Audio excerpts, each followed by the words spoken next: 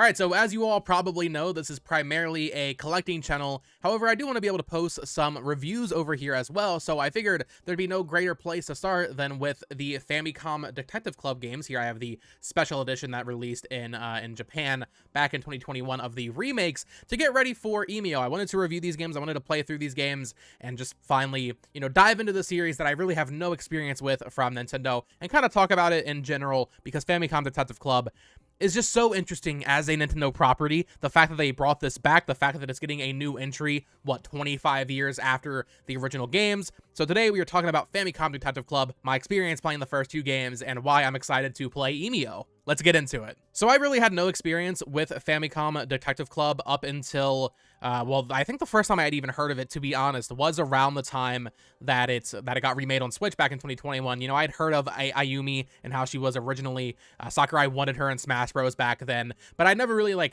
conceptualized oh, there's these visual novels that Nintendo released on the Famicom disk system back in the 80s in Japan. But it wasn't until those remakes that came out that I was like, okay, I need to keep my eye on this, and I just didn't get around to playing it. But with the recent announcements of Emio the Smiling Man, which is releasing in just a few weeks from when I'm posting this video, I decided, you know what, it's time to finally play through these games. So I just rolled credits on The Girl Who Stands Behind. I've already played through The Missing Heir, so pretty happy to finally have these two under my belt. For those unfamiliar with the franchise, these games originally released back in the 80s on the Famicom in Japan. They never got localized. There's also a third game on the Satellaview, which hasn't been localized yet. I'm hoping they do some sort of eShop release for that or something eventually. That would be really cool. Now, one of the lead creators, scenario writers of Famicom Detective Club is Yoshio Sakamoto. If that name sounds familiar, it should. He is basically, he has a huge history of games he's made for Nintendo, but most notably, he's known as the Metroid guy. He has directed a ton of Metroid games. He was a designer on the original game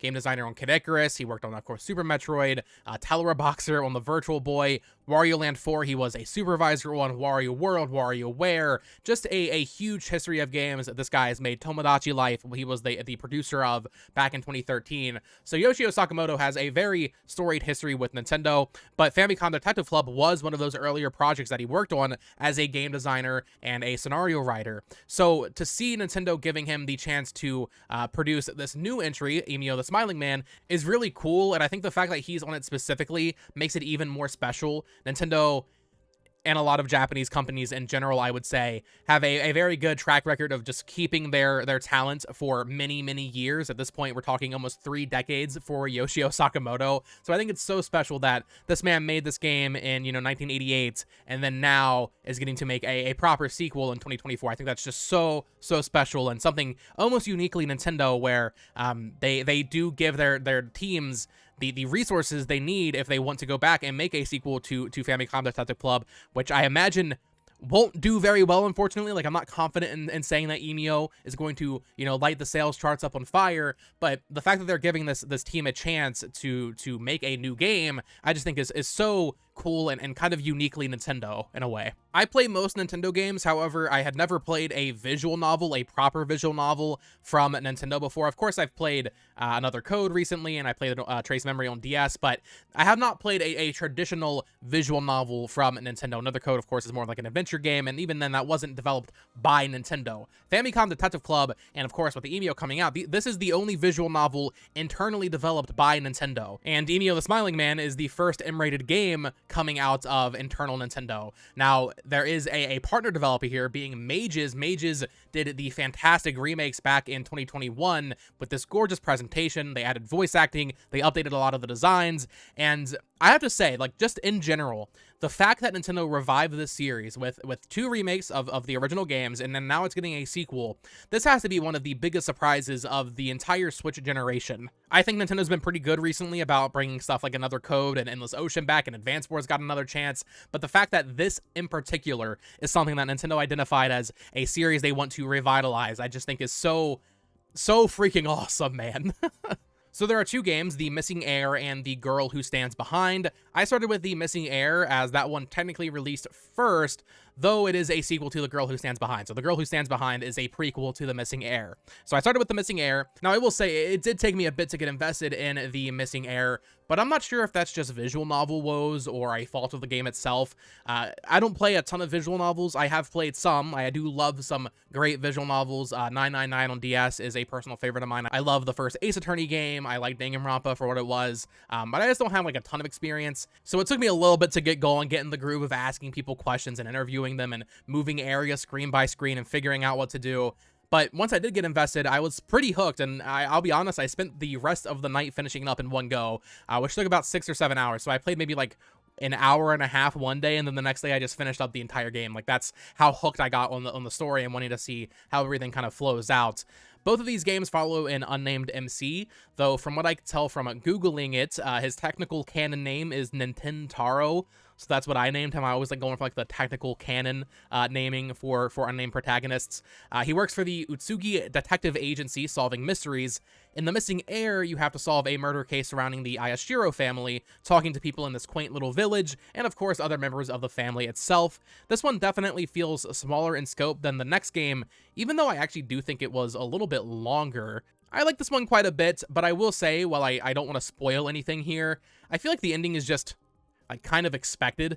Like, the entire time, there's one major twist I guess I didn't see coming from the very beginning, but at a certain point it becomes obvious, and it was just a matter of playing the rest of the story and seeing how it unfolds.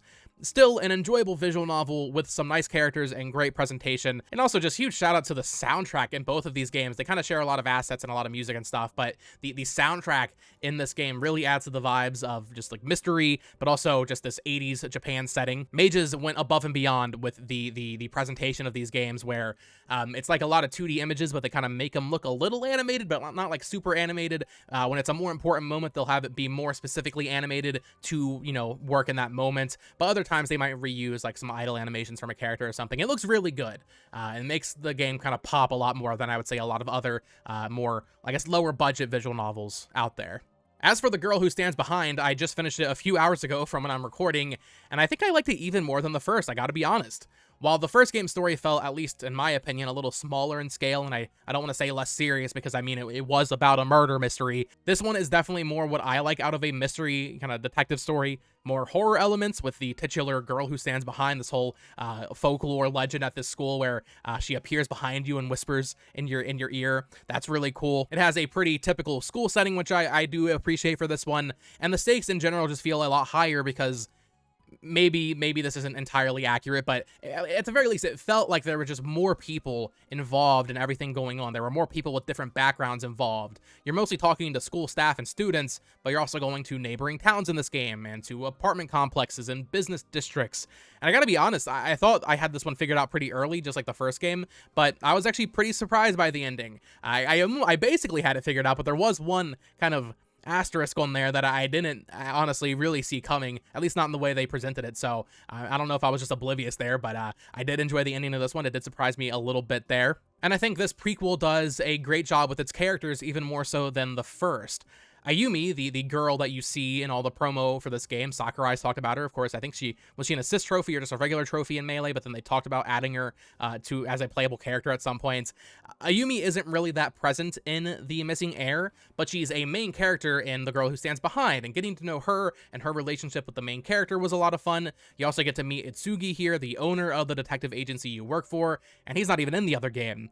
I'm almost always a release order person, but I honestly think I would have preferred starting with The Girl Who Stands Behind, even though it came out later, technically.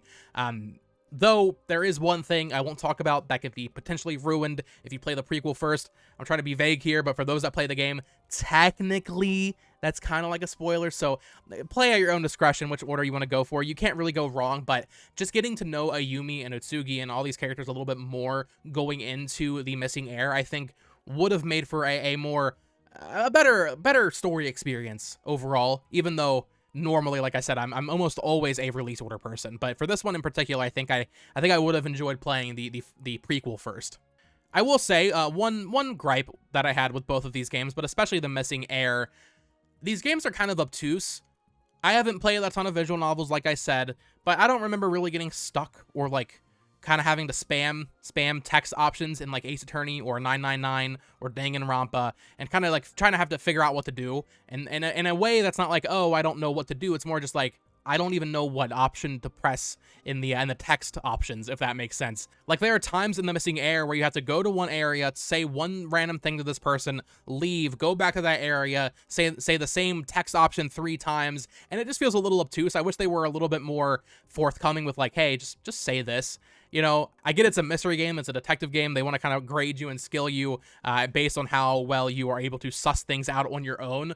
But I kind of wish it was a little bit more just like, here's the story. Just press the buttons we know you need to press to get through the rest of the story. I don't know if people would agree with me on that, but this game felt a little obtuse at times, trying to figure out what text options to put in what spots, basically, if that makes sense. But with that gripe aside, all in all, I really enjoyed playing both of these games and getting some more visual novel experience under my belt, and also just a Nintendo franchise that I really had basically no experience with. There's not many Nintendo franchises, Nintendo properties I can say that about, because I've played most Nintendo franchises. Yes, there's random games like Wario World I've missed, but like, I've played at least a little bit of everything from Nintendo, except for Famicom Detective Club up until now, and I have to say, I'm extremely excited to play Emio at the end of the month, especially given that M ESRB rating. Missing Heir, pretty lighthearted overall. Girl Who Stands Behind, definitely darker in tone, especially towards the end there's some darker stuff that you see. I hope Emio takes it way further, though. I based on the ESRB description, I think they will. I think it'll be a much darker game, which I think is just so interesting coming out of Nintendo internally. Of course, like I said, they are partnering with Mages on that one, so not fully internally developed, but still Sakamoto's involved, so someone within Nintendo is writing this super dark story about Emio, the smiling man who like makes girls commit suicide or something, which is just so fascinating to me that that's coming from Nintendo. So I'm a Famicom Detective Club fan now. I'm happy to say that. I already had this special edition here because I wanted to get every first party Nintendo game. Unfortunately, they didn't release it in America physically, only digitally. And the sadder part of that is this physical copy does not have English on it. It's so frustrating. Most Nintendo games have had English on the cartridge, even if you import it from Japan, but for some reason, this one does not, which really sucks. So if you want to play these games right now in English, the only way to do that is through the eShop. You have to buy them digitally, and they don't really put them on sale. I think you might be able to use a voucher on them as a combo pack, but it's a little frustrating. I wish they had given us a more proper physical release. I wish they were a little bit cheaper, honestly. Even I think it's $50 for the pair, maybe $60. So that's, I think, a kind of high barrier to entry for a lot of people. But they're pretty fun games, pretty short, I will say, if that's something that you're concerned about. They're like 5 to 6 hours each, maybe 7 if you're a little slow, like I am sometimes when it comes to solving something. But very enjoyable experience, great presentation, great music, cool characters. I like the characters a lot, especially in the Girl Who Stands Behind, and getting to know them a little bit better. And yeah, I'm just really excited for Emio at the end of the month. So that is going to do it for today's video. I just wanted to ramble about Famicom Detective Club, because this is all I've been playing for the past like 2 weeks. I really haven't been playing that much, to be honest. So even though these are short games, they did take up a lot of my gaming time the past couple weeks, and I'm happy to have them under my belt. So let me know your thoughts down in the comments below. Have you played these 2 games? Which one do you prefer? I will definitely say I do prefer The Girl Who Stands Behind, but they're both good, and I'm excited to see how Emio, the smiling man, ranks and all that, although I imagine it's probably going to be the best one. You don't come back to a series that's been on ice for, 25 years with a subpar sequel. I feel like they had to have known, like, okay, this is going to be the best one. They had a good idea and that they had to act on it, which is why that game is being made. So I imagine that'll be my favorite of the 3, but let me know your thoughts down in the comments below. Are you excited for Emio, the Smiling Man? And you can subscribe here for more Nintendo collecting videos primarily, although, like I said at the top, I will be doing some kind of older game reviews that I don't think would really do that well over on the main channel. But yeah, until next time, folks, thank you all so much for watching. Peace.